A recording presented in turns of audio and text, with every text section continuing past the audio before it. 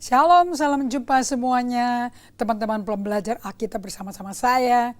Kita mau belajar firman bukan secara teoritis, hanya amin di kepala kita mau jadi pelaku firman. Kalau enggak, kita enggak menikmati Tuhan yang mau hadir bersama Anda saat Anda berjalan bersama Dia.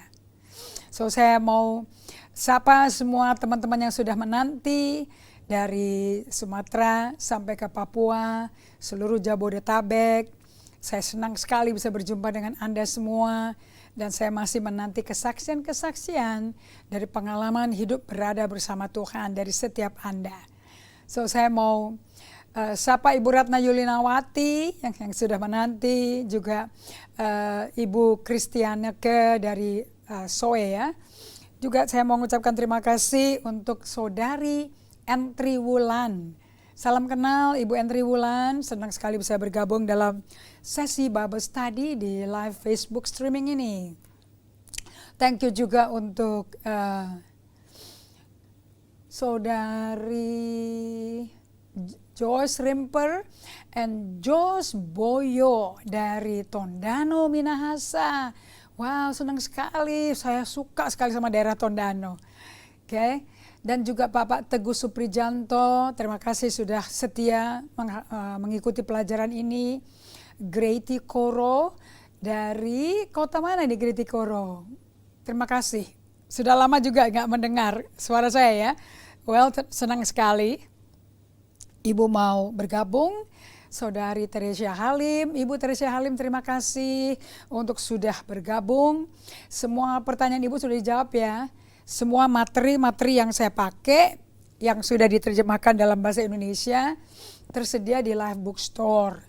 Anda nanti akan dikirimkan info Live Bookstore, sehingga kita bisa mengirimkan buku-buku yang mentransformasi hidup saya oleh kuasa Roh Kudus. Oke. Olva Lowing, Shalom. Olva dari Manado, boleh kasih tahu. Ciko Lamboan, terima kasih untuk bergabung kembali dari Timika, Papua. Thank you untuk Intan Mainaluri. Saudari Intan boleh tahu dari kota mana? Juga Surati Stowers. Thank you for joining us again. Terima kasih untuk Ibu Irene Tan Mujiantoro dari Phoenix, Arizona. Terima kasih juga untuk Didi Fadli Regar dari Balikpapan. Wow, luar biasa. Sangat-sangat memberkati saya untuk Balikpapan, Pontianak sedang bergabung juga. Syanawati dari Tangerang, Maria Itak Leo dari Sangatta. Wow, masa tahun berapa tuh ya saya pelayanan di Sangatta, di tempat di itu ya, kontainer-kontainer yang tempat staf tinggal, dan juga di rumah-rumah persekutuan doa dari ekspatriat di apa tuh daerahnya Nikel itu juga saya pergi ke sana ya, Sorowako ya. Dan juga terima kasih untuk Ona Sajau Tambingon. Boleh tahu Ibu Ona dari kota mana? Terima kasih untuk Fanny Tengko. Salam kenal. Foni Tengko, salam kenal ya. Sanja Alo. Terima kasih untuk doanya, dan boleh kasih tahu Sanja Alo dari kota mana? Oke. Antonius Wijaya, shalom juga. Ibu Maya Artaloka, thank you for joining. Dan terima kasih untuk Maya, Ibu Maya, dan juga Yanti Tumanan. Boleh kenalan dari kota mana Ibu? Terima kasih banyak untuk Ibu Triani dari Sorong. Kita berdoa, kita masuk ke dalam pelajaran ini ya. Dan untuk yang lain dari Deci, Josephine Gaspares, ingin ke Bali juga ya. Yang ada yang kepingin ke Bali, tapi Anda dari Makassar ya. Wah, kayaknya nggak gitu jauh, ada direct flight loh Makassar Bali. Juga dari Jombang, wah sangat diberkati saya dengan Pak Lukius. Dan teman-teman lain yang ingin bergabung, kita akan bertemu ibadahnya untuk beberapa waktu di tahun 2022 ini di Bali. Kita akan adakan di 4 Star by Trans Hotel. 4 Star, 4 bintang by Trans Hotel di Jalan Raya Puputan nomor 200 Renon, RENON, dan Pasar. kita berkumpul di ruang boardroom nomor 6. Boardroom nomor 6. Saya rindu untuk semua Anda bisa mengalami pemuritan yang dilakukan dalam hidup Anda, hati Anda langsung oleh Tuhan Yesus melalui praktek setiap hari berada bersama Yesus. Oke, kita akan lanjutkan pelajaran kita. 4 hal yang membuat sistem pemuritan yang telah dilakukan oleh kita semua gereja-gereja menjadi sistem yang gagal dalam menyentuh pemuritan di bagian dalam dari hati manusia. Ternyata banyak pemuritan yang lebih ke kognitif, lebih ke knowledge, information. Tapi informasi itu tidak menginform batin kita dan mengizinkan Allah untuk bekerja di dalam batin kita. Alright? Oke, kita masuk ke pelajaran ketiga, kegagalan ketiga. Pemuritan dangkal di dalam jemaat Tuhan. Kenapa kok sampai pemuritan itu dangkal? Ada 4 faktor. Kita masuk ke faktor ketiga. Sebelumnya kita berdoa. Terima kasih ya Bapa untuk kasih setiamu. Terima kasih Tuhan Yesus untuk kasih karuniamu. Dan terima kasih Roh Kudus untuk kehadiranmu yang membuat Yesus itu nyata dan hidup bagi kami semua. Terima kasih kami ucapkan untuk kehadiranmu semua, Allah Bapa, Putra, Roh Kudus, dan juga semua teman-teman dari Sumatera, Amerika, Australia, sampai Papua. Kami bersyukur untuk kebaikan-Mu Tuhan. Berikan urapan-Mu yang fresh kepada setiap kami untuk memahami di mana kami berada. Atau apakah kami ternyata salah satu murid Kristus yang gagal dimuridin di bongkah gunung es yang terdalam. Kami minta melalui pelajaran ini, bagaimana menjadi orang Kristen yang emosinya sehat dan dewasa rohani. Bisa betul-betul memanifestasikan kuasa Roh Kudus yang bekerja merubah hati kami, sehingga kami mengalami formasi menjadi serupa gambar rupa Kristus. Aku minta ini hanya di dalam nama Yesus Kristus Tuhan kami. Amin. Oke. Kegagalan ketiga, seperti Anda lihat di slide, dari pemuritan dangkal dalam jemaat Tuhan. Dan ini saya mau review lagi ya, seperti dari Bali. Saya sudah mulai review supaya Anda nggak lupa, atau mungkin Anda yang baru bergabung supaya ngerti. 4 kegagalan yang merusak pemuritan di tempat yang paling dalam dari manusia batin kita. Jadi Anda semua mesti tahu ya, bahwa apa yang ada di hati keluar ke mulut itu yang menajiskan kita. Jadi kalau Anda mau tahu kita ini orang berdosa apa tidak dari kata-kata. Nah itu ada di Markus 7 ayat 14-23. Yesus dengan spesifik tertarik. Jangan lihat yang eksternal, lihat yang internal. Nah yang internal ini ternyata dari suka berzina, berhawa nafsu, bernafsu serakah, jahat, iri, membunuh, cabul. Semua itu ada dari hati. Pikiran ini timbul dari hati, keluar ke perkataan jadi perbuatan. Nah bagian yang bawah ini nih, dari percabulan, pembunuhan, perzinahan, iri, benci, cemburu, marah, sedih, depresi, takut, stres. Ini kan Tuhan Yesus datang ke hati kita, tinggal Roh Kristus di dalam kita. Tujuannya supaya dia kerjakan di dalam interior life kita. Untuk dari cinta uang, cinta judi, benci sesama, marah, dendam, sedih terkubur terhadap orang tua, ataupun suami atau istri. Semua ini mesti diubah dan hanya Tuhan tangannya yang bisa merubah, mengerjakan. Supaya bisa menjadi serupa gambar rupa Kristus. Karena apa yang ada di hati keluar ke mulut loh. Makanya operasi pertama waktu Anda lahir baru, penyunatan hati kita. Oke. Nah kalau gereja males mengurusi ini, akibatnya dia mentoleransi ketidakdewasaan emosi, udah langsung aja. Yang penting rajin, yang penting dia mau melakukan, tapi semuanya eksternal. Satu hal yang saya mau sampaikan kepada Anda, apapun yang eksternal gak tahan lama. Lama-lama bosen. Oke. Jadi nomor 1, gereja toleransi ketidakdewasaan emosi. Ini yang bikin manusia dalamnya nggak pernah tersentuh oleh tangan Yesus loh, sesuai Filipi 2 ayat 12-13. Kedua, gereja membuat penekanan di bagian doing for God rather than being with God. Yang dilakukan di banyak gereja adalah kamu mesti begini, kamu mesti lakukan ini, kamu mesti lakukan ini, mesti lakukan ini, mesti lakukan ini, mesti lakukan ini. Kesibukan itu dilihat orang, ini orang pasti rohani banget deh. Dedikasi banget ke Tuhan. Berarti dia udah bayar harga nih. Ini Kristen yang gak main-main ini. Oke. Ternyata salah. Doing for God gak bikin Anda Kristen dewasa rohani. Yang membuat Anda Kristen dewasa rohani itu seperti Maria, bukan kayak Marta.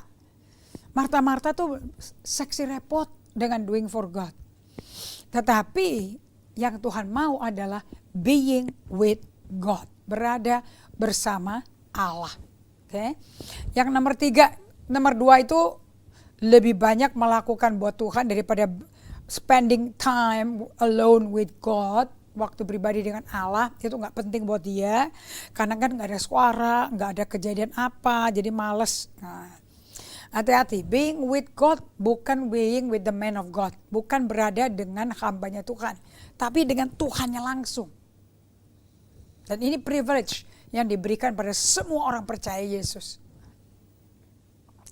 Nomor 3, gereja salah mendefinisikan arti kata sukses. Nah, ini yang kita akan bahas hari ini. Kemudian yang keempat, gereja abaikan harta kekayaan sejarah gereja. Wah, ini menarik sekali. Saya juga mesti belajar. Karena apa kok sejarah gereja mesti dipelajari? Karena sejarah yang telah terjadi kalau kita tidak kunjungi dan pelajari, maka sejarah orang yang salah akan terulang di kehidupan kita. Jadi Anda jangan cari pentolan-pentolan mana yang membahayakan, tapi Anda izinkan Roh Kudus untuk bekerja di dalam diri Anda dan mengatakan bahwa Yesus masih merubah orang. Right? Oke, kita akan kembali ke bab 4-nya. Jadi Anda udah mengerti semua ya. Langit, bumi, laut dan isinya milik Tuhan. Semua kita milik Tuhan. Nyawa kita milik Tuhan. Setelah lahir baru hidup kita punya milik Tuhan. Oke, nah apa sih definisi gereja sukses? Apakah Yesus mendefinisikan sukses itu selalu besar, bombastik, luas, gedungnya banyak seperti lautan, seperti lautan ya, yang nggak kelihatan, hanya kelihatan cakrawala itu dari jauh sekali kalau bisa kelihatan. Nah, apakah organisasi gereja itu meniru filosofi bahwa organisasi adalah perusahaan? Saya ulangi lagi ya. Apakah organisasi gereja meniru lifestyle, filosofi dari organisasi perusahaan? Kalau iya, agak repot nih Bapak Ibu sekalian. Kalau Anda imagine ya, membayangkan bisnis, wakil-wakil pemerintahan, kantor wakil pemerintahan, atau perusahaan-perusahaan yayasan yang nirlaba. Oke, nah ini mereka tidak pernah mau membesarkan diri. Tetapi tidak berarti mereka tidak bisa tergoda, bisa. Oke. Nah, kita mau belajar di sini mengenai logikanya, kenapa kok ikut Tuhan yang benar seperti itu. Kita harus bisa bertanya kepada batin kita sendiri. Logikanya seperti ini. If you're not getting bigger, ini kalau orang dunia ini sukses ini dibayangkan kayak perusahaan ya. Semakin banyak cabang, distributor, agen, retailer, semakin banyak, semakin besar porsi daripada roti pie, daripada satu proyek itu. Nah, kalau bigger is better, bigger is the truth bahwa Tuhan beserta kita. Dan saya salah karena menentang firman Allah. So di sini saya catat apa yang dikatakan oleh Peter Scazzero. Logikanya sih sederhana ya. If you are not getting bigger, you are failing and potentially on your own way to extinction. Saya ulangi lagi. If you are not getting bigger, you are failing and potentially on your own. On your own way to extinction. Nah, nanti Anda bisa jadi makhluk yang terpencil, yang dipreservasi nanti. Ya, jadi ini eksklusif ini jadi gereja besar menjadi murid Kristus ini eksklusif sekali. Right? Karena mereka gagal untuk berhubungan dengan kita, kok tidak berhubungan dengan lingkungan. Tapi kita menanti Tuhan melihat apa yang ada di dalam kita bertumbuh dewasa apa tidak sebagai upaya tangan Tuhan setelah selesai satu lingkaran bumi, kembali lagi dari musim panas ke musim panas. Di situ Tuhan bekerja dalam 4 musim tersebut, dari dalam dan keluar. Tidak pernah bahwa Allah itu tertarik sama penampilan kita, bentuk fisik kita. Dia selalu bertata di dalam hati kita. Dia selalu mengingatkan kita sebelumnya apa yang perlu disampaikan, bagaimana kita meresponi. Tetapi guru saya meresponi.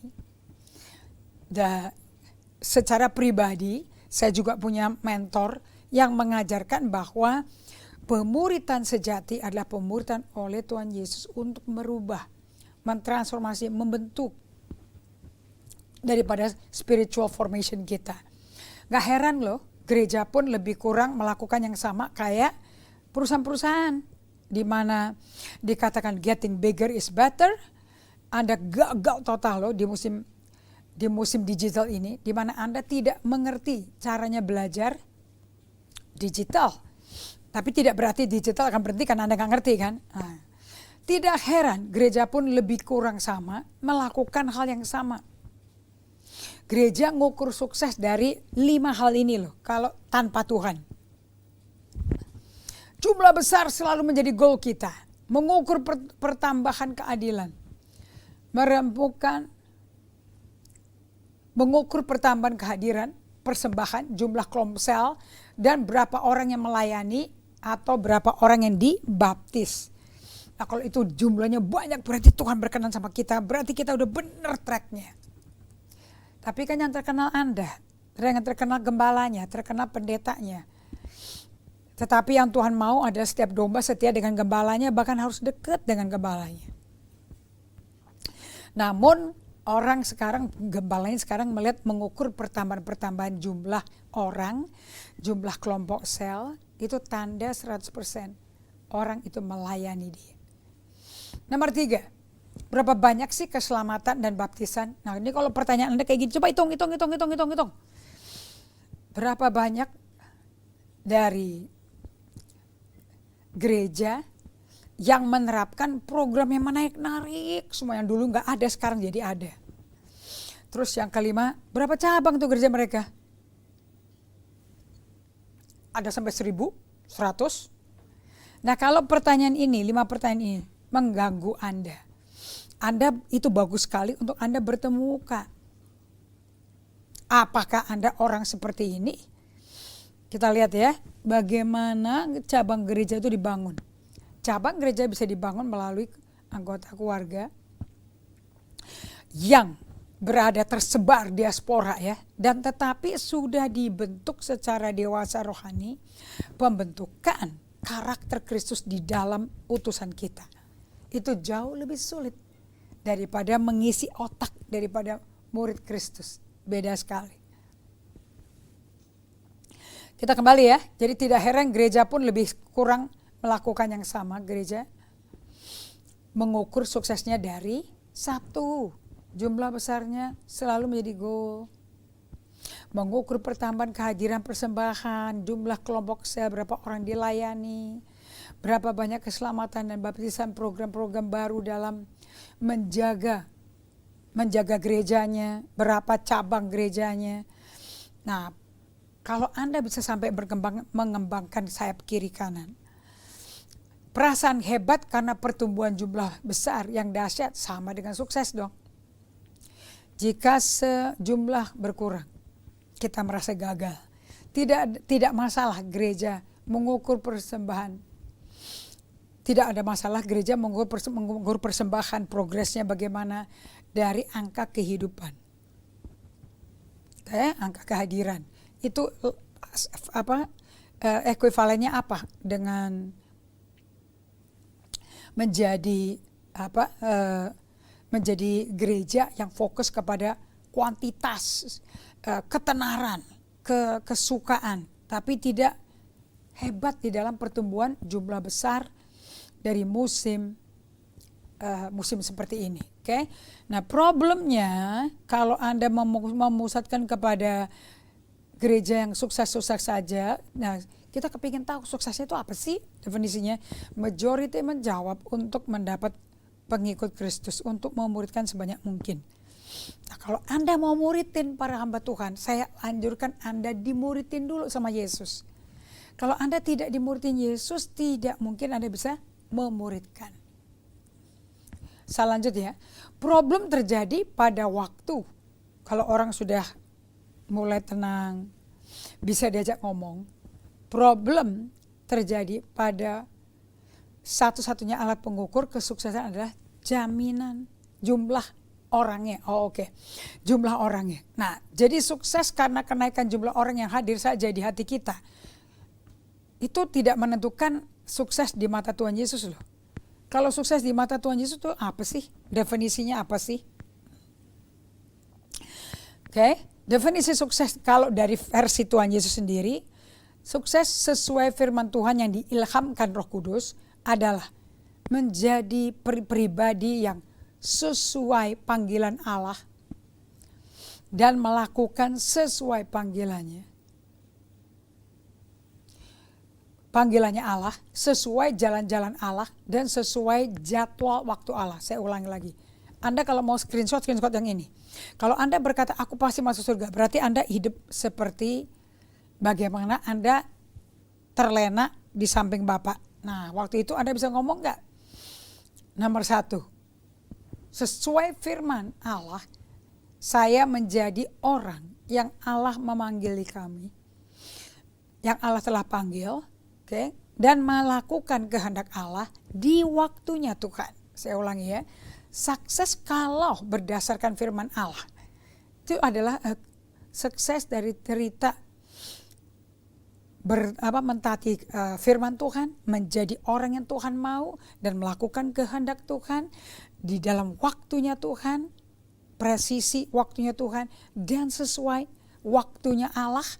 Dengan cara ini tidak ada orang akan bisa membuat Anda gagal kecuali Anda sendiri. Jadi kegagalan mentoleransi ketidakdewasaan emosi ini sangat-sangat penting untuk kita pelajari. Karena bahaya sekali kalau tidak. Mana mungkin kita mau mempercayakan anak-anak kita masuk ke sekolah, tapi gurunya semua ada gangguan emosi. Tentu Anda ragu-ragu, bukan? Nah, untuk menangani emosi-emosi yang kuat sekali masuk dalam tubuh kita, Anda belajar dari Yesus. Yesus 100% sepenuhnya Allah dan sepenuhnya manusia. Yesus mencucurkan air matanya, Lukas 19:41, dan ketika Yesus telah dekat dan melihat kota itu, ia menangisinya. Nah, lihat, Yesus itu dalam membawa kerajaan Allah ke bumi, seperti surga seperti di bumi, atau bumi udah seperti surga, itu awalnya kayak gitu tuh rancangannya sama Adam. Tapi buyar dalam 2 pasal kemudian, total jauh dari apa yang Allah mau. Nah, perhatikan baik-baik ya, pada waktu Anda melakukan testing, survei sendiri, apakah Anda menyenangi orang atau menyenangi diri sendiri atau menyenangi Tuhan. Nah, ada tes-tes yang tadi seperti saya bagikan pada Anda dari kitab Wahyu ya. Waktu Allah itu mengetuk pintu hatimu, apakah engkau terbuka hatinya? Apakah engkau lagi menanti Dia? Nah, dari pihak Tuhan saya tahu tidak pernah mudah menyerah. Kalau sudah mencari kita, Dia akan cari kita sampai kita diperoleh, dialami, dan mengenal Allah itu. Kalau tidak, kita tidak bisa meneruskan pelajaran ini. Nah, kegagalan yang ketiga, sebentar ya. Yesus, untuk Anda bisa disentuh Tuhan sampai kedalaman sekali, Anda mesti bisa dengar suara hati nurani Anda. Nah, suara hati nurani Anda itu dicetuskan oleh tubuh kita. Itu adalah jeritan hati yang keluar dari suara emosi yang akan menyentuh tubuh atau menyentuh hati orang lain. Kalau tubuh orang sakit sembuh, kalau menyentuh hati dia mengalami transformasi.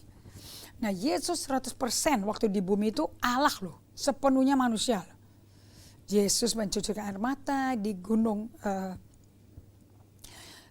di Bukit Zaitun waktu melihat orang-orang Israel, para pemimpinnya mencemooh dia, tidak mau ikut dia. Lukas 19 ayat 4. Dan ketika Yesus telah dekat dan melihat kota ini, dia menangisinya. Kok nggak mau taat sih kamu? Nomor 2, Yesus berduka. Markus 14 ayat 34. Lalu katanya kepada mereka, hatiku sangat sedih, seperti mau mati rasanya, tinggallah di sini dan berjaga-jagalah. Nah, kita lihat lagi, Yesus bisa marah loh. Jadi salah satu cara untuk bongkar es tidak keras, Anda sadar diri akan kondisi Anda pada waktu Anda tiba di kantor, waktu Anda sedang bekerja, itu justru timing yang tepat untuk Anda melakukan solitude and silence. Sebab tidak ada orang yang waktu Anda lagi solitude akan mengganggu Anda. Because Anda sudah melatih diri Anda untuk memakai firman Allah. Nah, Yesus di suatu tempat di Markus 3 ayat 5, dia berduka cita karena kedegilan orang-orang di sana, dan dengan marah ia memandang sekelilingnya kepada mereka. Lalu dia berkata kepada orang ini, ulurkanlah tanganmu. Dan Yesus menjawab dengan belas kasihan. Lukas 7 ayat 13, lihat ini. Ketika Tuhan melihat janda itu, tergeraklah hatinya dan oleh belas kasihan, lalu dia berkata, jangan menangis. Ini dia kepada janda Nain yang anak tunggalnya mati. Kamu jangan menangis. Dan Yesus melakukan mujizat karena dia bisa masuk ke dalam kedalaman orang lain. Nah, pada waktu itu tergeraklah hati kita oleh belas kasihan, oleh kasihan tak bersudahan. Oke. Nah, di sini Anda melihat Yesus bisa marah, bisa menangis, Yesus mencucurkan air mata. Yesus terheran-heran. Lukas 7 sampai 9, setelah Yesus mendengar perkataan itu, ia heran. Oke. Dan sambil sombong berpaling kepada orang banyak yang mengikuti dia, dan dia berkata, aku berkata kepadamu, iman sebesar ini tidak pernah aku jumpai sekalipun di antara orang Israel. Nah, di Lukas 7 ayat 9, Yesus kembali mengungkit pelajaran perumpamaan penabur. Tapi kali ini ada sedikit tambahan, di mana ada ekstra lagi, dan di situ Yesus berkata, wow, semuanya ini luar biasa, indah sekali. Persembahannya, kadonya luar biasa ini. Pada waktu Anda berkata seperti itu, kalau tidak sama dengan hati Anda ada problem. Nah, kalau Yesus di sini melihat kok orang-orang ini bisa ngomong mencintai Tuhan tapi hatinya jauh dari Tuhan. Dikatakan setelah Yesus mendengar perkataan itu, dia heran akan dia, dan sambil berpaling kepada orang banyak yang ngikutin dia, dia berkata, aku berkata kepadamu loh, biar iman sebesar ini tidak pernah aku jumpai sekalipun di antara orang Israel. Di sini Yesus bertemu dengan perwira Kapernaum, dan dia juga satu lagi, saya tambahkan di Markus pasal 7, Yesus bertemu dengan wanita Syro-Fenisia. Emosi Yesus bisa terheran-heran, emosi Yesus bisa marah, emosi Yesus bisa tergugah. Nah, kalau Anda tidak mau gagal jadi murid Kristus, jangan remehkan kondisi perasaan Anda. Jangan remehkan kondisi batin Anda. Karena nggak mungkin Anda bisa jadi dewasa rohani sementara emosinya nggak sehat. Oke, ini emosinya tidak sehat. Nggak mungkin dapat menjadi dewasa rohani sementara emosi nggak sehat. Maksudnya sehat itu apa? Kalau terheran-heran kagum ya keluarin. Kalau ada belas kasihan nyatakan. Kalau marah ya nyatakan. Bukan marah-marah maki-maki loh, bukan pemarah, ini lain loh. Yesus tuh marah, dia masuk ke bait Allah, dia tendang semua meja-meja penukar uang, dia pukul pakai cambuk. Itu dalam perjalanan dia siap untuk ke Getsemani untuk menuju salib tuh. Dia mau rumah bapaknya dibersihkan menjadi rumah doa bagi segala bangsa, bukan tempat tukar menukar uang, mencari keuntungan dari persembahan-persembahan orang, bukan. Tapi Yesus bukan pemarah loh, bukan tukang yang suka marah. Dia marah di waktu yang tepat, dengan derajat yang tepat, ke orang yang tepat, di isu yang tepat. Nah, itu butuh kebijaksanaan dan mengenal panca indera Anda sendiri, mengenal kondisi kesehatan emosi Anda sendiri. Anda mesti ngetes. Di dalam buku-buku workbook, Anda akan ketemu, bahkan di buku Emotionally Healthy Leader, Anda akan bertemu dengan daftar bagaimana Anda mengukur setiap minggu. Anda ukur sendiri deh kesehatan emosi Anda. Oke, di situ ada guideline-nya, di mana Anda mesti mengisi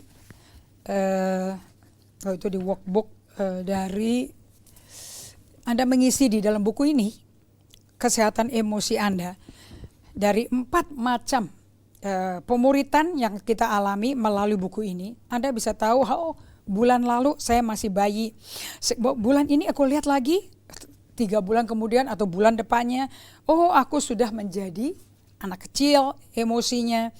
Dari anak kecil Anda bisa bertumbuh lagi, bisa menjadi anak remaja emosinya.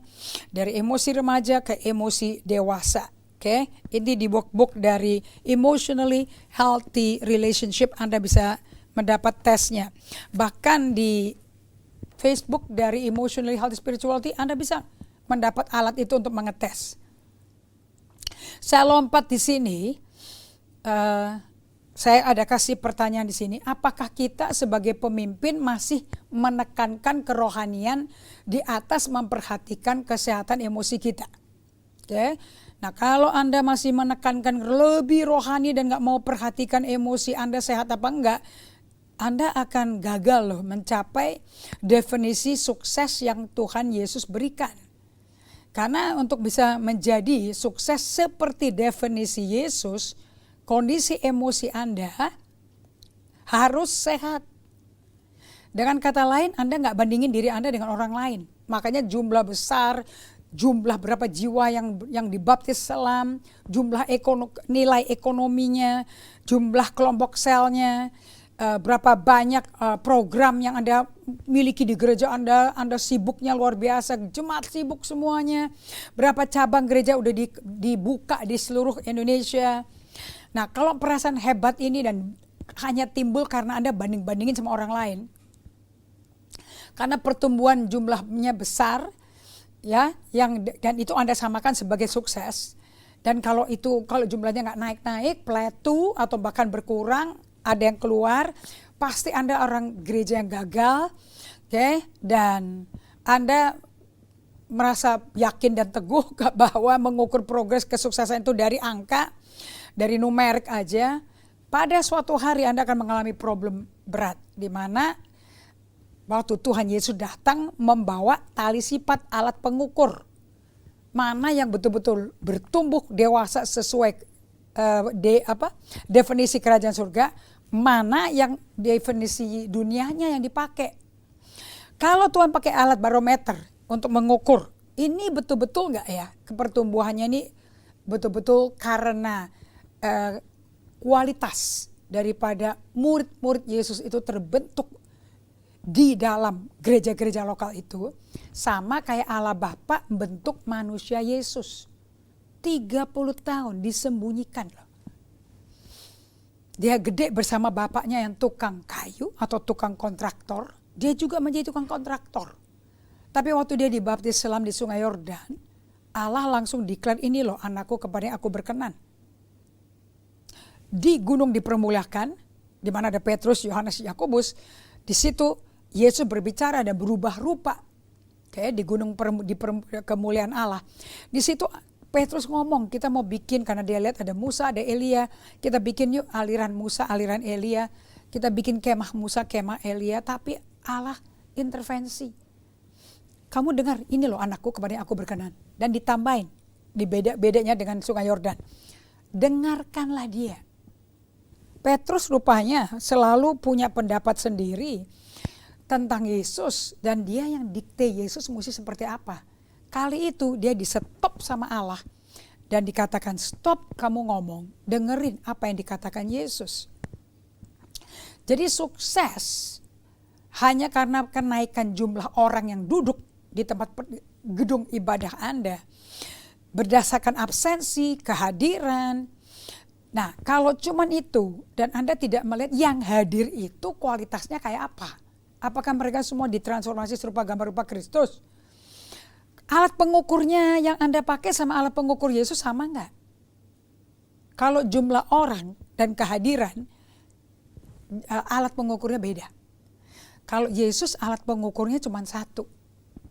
Apakah yang datang semua tiap minggu, yang hadir di komsel-komsel itu, mereka bertumbuh menjadi murid Kristus sesuai Yohanes 15 ayat 8, ayat 12, bahwa mereka bertumbuh banyak buahnya sehingga mereka dikenal sebagai murid Yesus.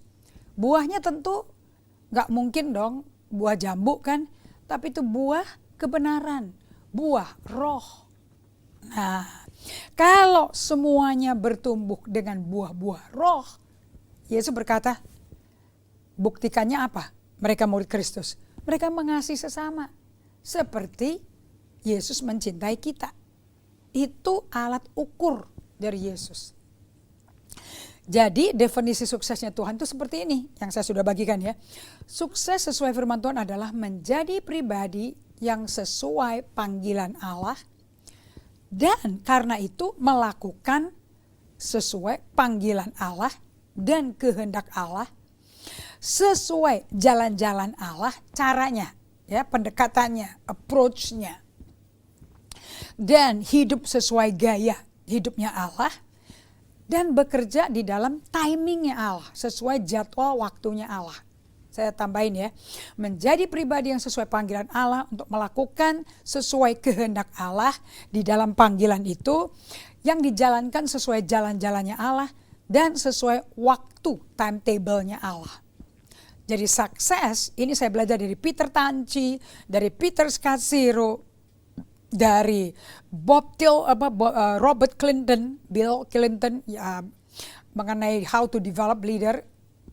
Mereka berkata, success itu according to the scripture is becoming the person God calls you to become, doing what God calls you to do, atau doing what God will is, in His way and according to His timetable. Nah, ini dibuktikan tepat di Matius 25 ayat 21 sampai 23. Saya baca aja ya 21 ya. Maka kata tuannya kepadanya, baik sekali perbuatanmu. Dia melakukan perbuatan yang sesuai panggilan dan kehendak Allah. Hai hambaku yang baik dan setia. Kalau enggak cocok dibilang hamba yang baik dan setia. Baik dan setia berarti tahu panggilan, tahu kehendak Allah, itu saja yang dilakukan. Tidak ada agenda lain yang dia bikin ditambah-tambahin.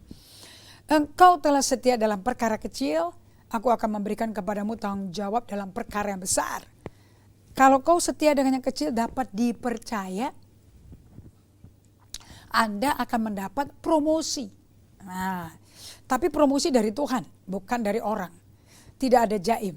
Okay? Nah, tanggung jawab dalam perkara yang besar aku berikan. Sesudah itu Allah berkata apa? Ini orang sukses nih. Masuklah dan turutlah ke dalam kebahagiaan Tuhanmu. So you are part of His kingdom. Nah, definisi gagal, kita lihat ayat 24 ya, dari Matius 25. Ini definisi gagal tapi di mata Tuhan, bukan di mata kita. Di mata Tuhan, ada 3 hamba ya. 1 5 talenta, 1 2 talenta. Keduanya ini sesuai sphere of influence, pengaruh, lingkup pengaruh masing-masing. Yang 2 ya kemampuannya 2. Tapi dia doublein menjadi 4 dan dia setia dan kembalikan 4-4-nya kepada tuannya. Yang 5 kelasnya lebih gede, kompetensinya, kapabilitasnya, tapi dia setia dan melipat gandakan jadi 5 lagi, jadi 10. Kemudian 10-10-nya dikembalikan kepada kepada tuannya. Dan kedua-dua ini loh yang mendapat definisi sukses, makanya bisa masuk ke dalam kebahagiaan tuannya. Kemudian ada yang dapat 1 talenta. Datanglah juga hamba yang menerima 1 talenta itu dan berkata, Tuan, aku tahu bahwa Tuan itu adalah manusia yang kejam, yang menuai di tempat di mana Tuan tidak menabur, dan yang memungut dari tempat di mana Tuan tidak menanam. Hamba ngomong ke tuannya. Ingat ya, gak ada kata hamba kalau gak ada majikan, gak ada pelayan kalau gak ada majikan. Anda kalau mau mengaku sebagai hamba Tuhan, pasti Anda ada Tuan yang Anda layani. Yesus Kristus adalah Lord, L-O-R-D itu Tuan. Nah lihat ini, mestinya kan pelayan rendah hati. Tapi ini malah menghardik, mengancam, mengintimidasi tuannya. Saya tahu, kau ini ada tuannya kejam, dikasih tahu lagi dibilangnya kejam. Menuai di tempat yang kamu gak nabur. Oke? Dan memungut dari tempat yang mana Tuhan tidak menanam. Karena aku takut, kok bisa takut ya? Udah ngecam keras tapi aku takut. Dan pergi menyembunyikan talenta Tuhan itu ke dalam tanah. Daripada salah, mendingan aku kubur aja. Dan ini nih, kembali lagi nih, 1 talenta, ambil deh. Oke, di ayat 26. Maka jawab tuannya itu, hai kamu hamba yang jahat dan malas. Kalau tadi yang 5 dan 2 talenta itu hamba yang setia dan hamba yang baik. Ini jahat dan malas. Anda lihat ya. Jadi kamu udah tahu bahwa aku menuai ke tempat di mana aku tidak menabur. Dan memungut dari tempat di mana aku tidak menanam. Sesuai tuduhan kamu. Karena itu sudahlah, seharusnya uangku ini kau berikan kepada orang yang menjalankan uang. Supaya sekembaliku aku menerimanya serta dengan bunganya. Jadi Tuhan mengerti kok sistem ada bunga interest dari membuat investasi ya. Apakah tabungan, tahapan, atau deposito, atau asuransi berinvestasi. Sebetulnya uang ini bisa kau berikan pada orang yang penjalan uang. Kenapa kalau kamu gak bisa kerja, takut salah, mendingan kasih ke orang yang mampu kerjakan ini. Sehingga pada waktu aku kembali sepulangnya aku dapat uangku, modalku balik plus bunga-bunganya. Di mata Tuhan ini orang jahat dan malas loh. Bukan orang yang prudence.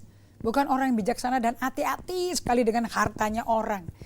Dengan uangnya tuannya. Enggak. Dia tidak melakukan tugasnya sesuai kehendak dan jalan yang tuannya mau. Itu jahat dan malas. Karena setiap orang yang mempunyai kepadanya akan diberi. Sehingga ia berkelimpahan.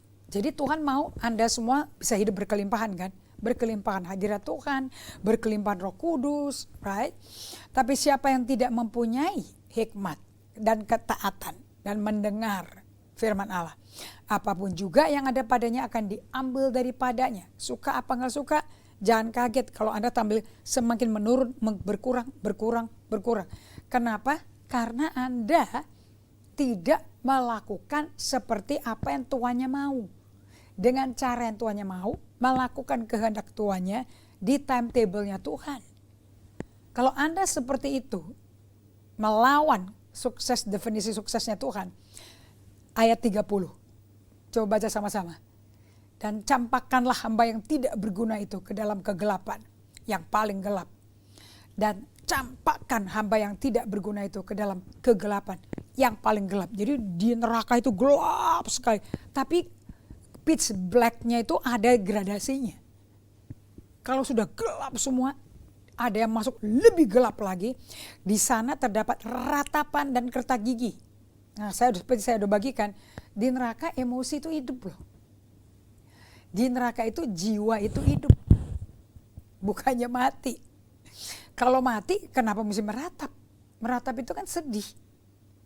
Berduka, kehilangan. Berarti emosi hidup dong. Perasaan ada. Dan kertak gigi, berarti kerasa kesakitan luar biasa dalam api kegelapan. Di tengah kegelapan paling gelap ada lidah api itu kelihatan.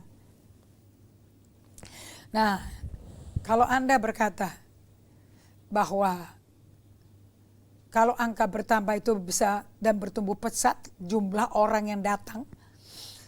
Dan itu artinya adalah organisasi yang sukses.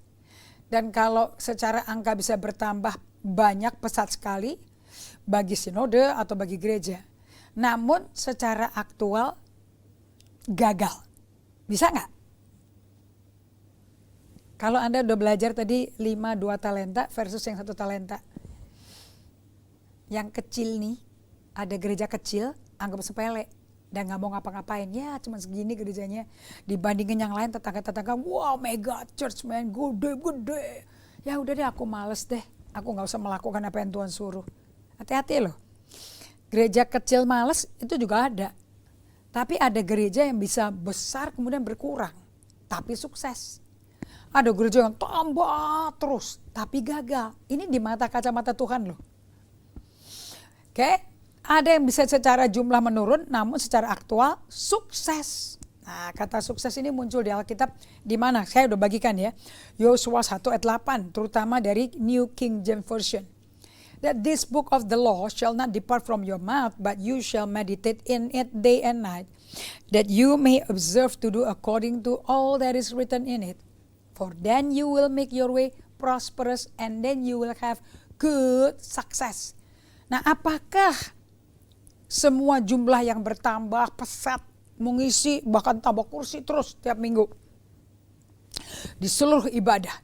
Bukan tambah kecil, tambah gede. Sama atau tambah gede.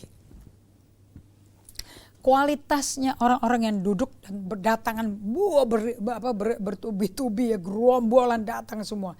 Apakah mereka semua tipe orang yang tidak pernah lupa memperkatakan kitab Taurat itu? Dan kehidupannya sehari-hari merenungkan firman Allah siang dan malam. Supaya dan hidup mereka hati-hati sekali dengan segala yang tertulis, sesuai segala yang tertulis dalam kitab Taurat itu.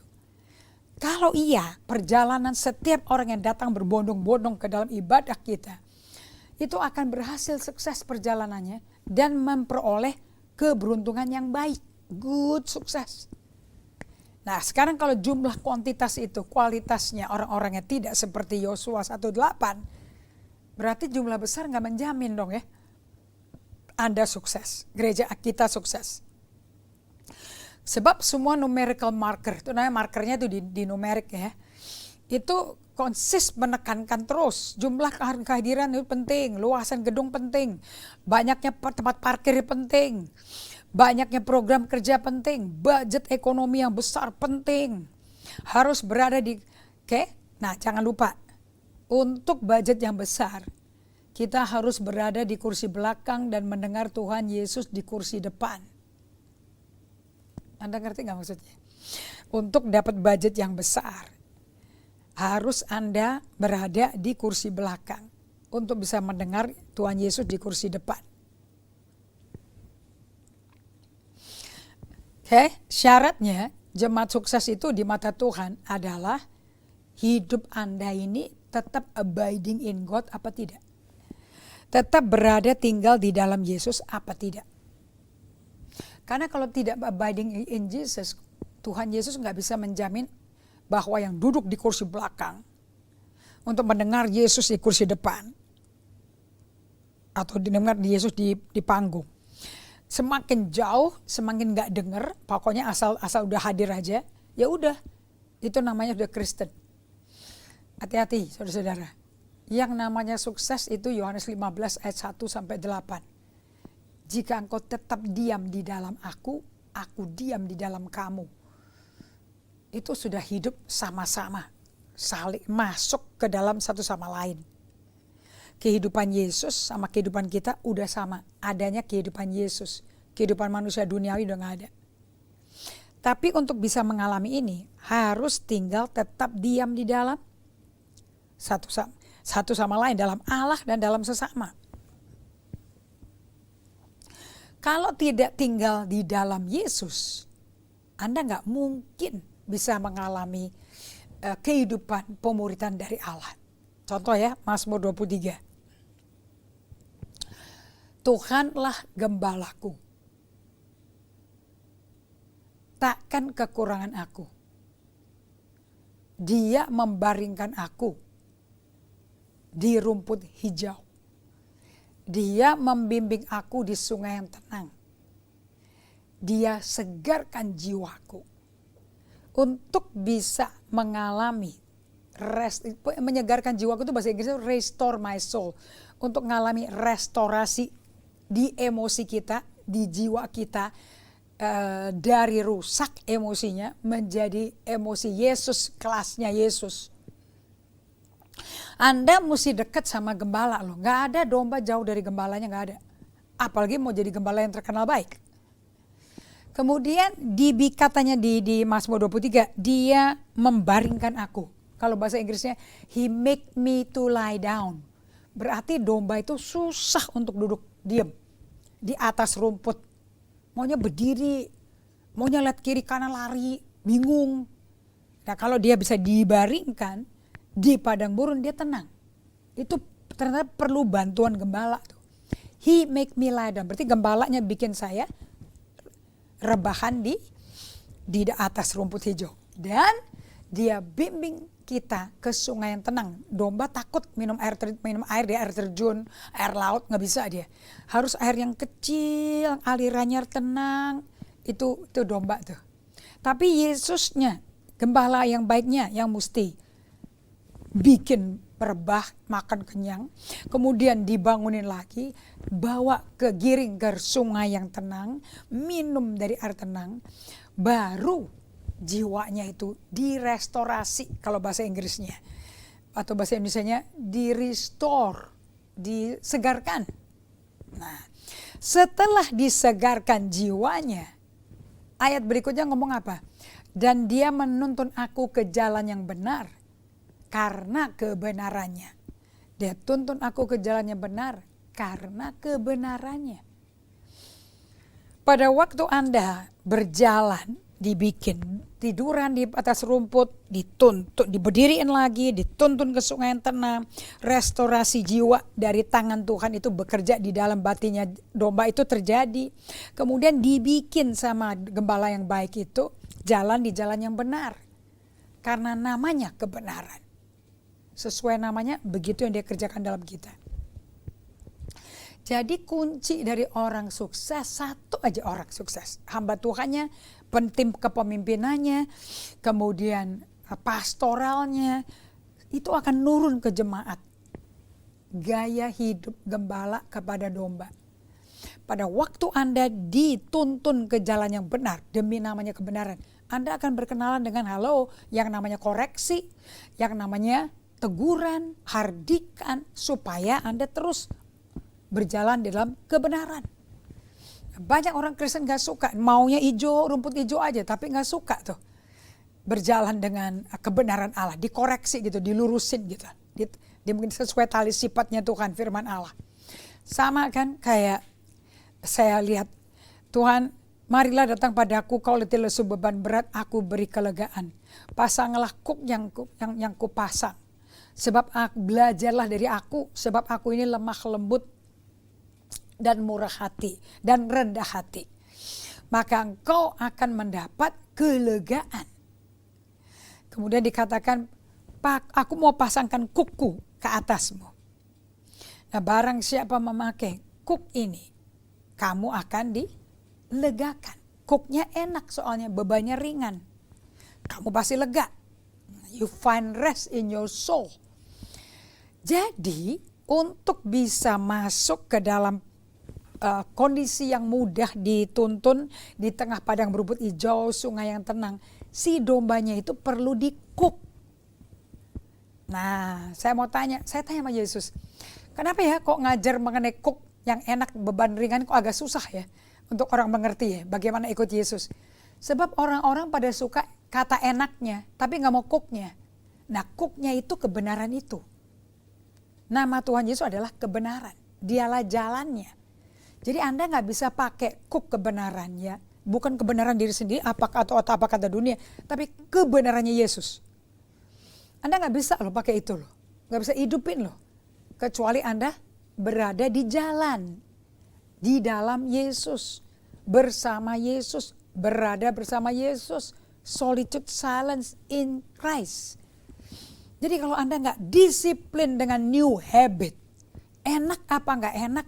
Bosen apa gak bosen. Rasanya apa. Ada apa gak ada. Anda tetap terus disiplin melakukan new habit seperti yang dilakukan yang diminta oleh Yesus, Anda tuh nggak bisa jadi gereja besar yang sukses. Gereja kecil bisa sukses karena pemodelan bisa jarak dekat. Tidak ada gembala jarak jauh hubungannya sama dombanya. Jadi tidak ada pemuritan jarak jauh. Pemuritan butuh dekat sama yang memuridkan. Ingat LDR dan CDR, LDR, CDR, long distance relationship gak cocok buat pemuritan. CDR, close distance relationship, cocok buat pemuritan. Karena enak, kelihatan. Kalau menyimpang, munafik, itu kelihatan. Langsung dikasih tahu pakai tongkat dan gadanya kan. Sehingga kalaupun melipir ke tempat, ke lembah kekelaman, asal ada tongkatnya, gembalanya lihat. Dan gada yang memukul serigala itu, terlihat oleh serigala, terlihat oleh domba tersesat. Aman, aman sekali. Kalau Anda jenis murid Kristus yang mencintai sesama, karena Anda mau memberi diri, masuk ke koknya Yesus. Baru Anda bisa enak. Tapi mesti masuk ke kok dulu. Kalau enggak bisa. Nah di situ Anda akan mengerti yang namanya sukses. Seperti apa penampilan tinggal dalam Tuhan Yesus dan berbuah banyak. Ini sukses nih. Ternyata tergantung daripada keunikan panggilan dari si pemimpinnya. Kalau pemimpinnya dipanggil Tuhan untuk melakukan kehendak Allah dengan caranya Tuhan, di waktunya Tuhan, dia presisi lakukan itu, dia akan rendah hati dan sukses. Oke, nah panggilan-panggilan ini setiap orang yang memimpin ada panggilan. Kalau cuma ambisi nggak akan tahan lama, tapi ini panggilan murni. Oke, sehingga Anda kalau mau lihat orang yang dipanggil dan setia dengan panggilan itu dan melakukan semua yang tersedia oleh panggilan itu, kita lanjutkan lagi, namanya Yohanes Pembaptis. Ini orang luar biasa. Ini hamba Tuhan sukses. Karena di Matius 11 Yesus sendiri ngomong ayat 11. Aku berkata kepadamu, sesungguhnya di antara mereka yang dilahirkan oleh perempuan tidak pernah tampil seorang yang lebih besar daripada Yohanes Pembaptis. Namun yang terkecil dalam kerajaan surga lebih besar daripadanya. Di zaman perjanjian baru awal sama perjanjian dan zaman kisah para rasul. Yang orang lahir baru penuh Roh Kudus dan hidup abiding in Jesus, powerful hidupnya, lebih powerful daripada Yohanes Pembaptis. Tetapi di perjanjian baru sebelum Pentakosta, Yohanes Pembaptis ini orang yang hanya melakukan seperti panggilan Tuhan, yaitu aku adalah suara berseru-seru di padang gurun. Nah, hanya itu tok yang dia lakukan. Dia nggak impress sama orang melakukan lebih hebat dari dia. Yesus mulai membaptis semua muridnya Yohanes Pembaptis pindah ke Yesus. Dia nggak takut. Dia bilang nggak ada satupun orang bisa melakukan apapun kecuali diterima dari atas. Pertanyaan saya pada Anda, apakah yang Anda hidupi sehari-hari ini Anda terima dari atas? Atau Anda lakukan apa yang orang lain ekspektasikan Anda lakukan? Orang tuamu tuntut Anda lakukan? Atau Anda menjadi otentik jiwa barumu, manusia baru dalam Kristus yang Tuhan ciptakan? Yang hanya melakukan kehendak Allah, sesuai panggilan Allah, di waktunya Tuhan, dengan jalan-jalannya Tuhan. Dan menuai hasil yang Tuhan mau di waktunya Tuhan. Apakah Anda seperti Yohanes Pembaptis? Ini orang yang paling besar yang pernah dilahirkan oleh perempuan. Tidak ada yang melawan dia, mengalahkan dia. Ini deklarasi sukses dari Tuhan, bukan dari kita, bukan dari rakyat, dari Tuhan. So, kita berdoa supaya Anda semua memiliki definisi apa kata Tuhan, bukan apa kata orang. Oke? Terima kasih Bapak, kami bersyukur untuk sore hari ini, malam hari ini. Kami berterima kasih untuk kami menyelaraskan diri kami dengan Gembala Agung kami. Gaya hidup kami dari abiding ke dalam Gembala Agung kami. Supaya kami betul-betul bisa mengalami Kristus dan ditransformasi dari dalam keluar. Seperti Yohanes Pembaptis. Tidak ceroboh, tidak melewati batas. Dia in track dan on track dalam waktunya. Lakukan ini dalam hidup kami semua. Di dalam nama Yesus. Amin. Jangan lupa kita berjumpa lagi di Sabtu tanggal 20 Agustus. Di 4-Star Trans Hotel di Jalan Raya Puputan 200 Renon Denpasar. Boardroom nomor 6. God bless you.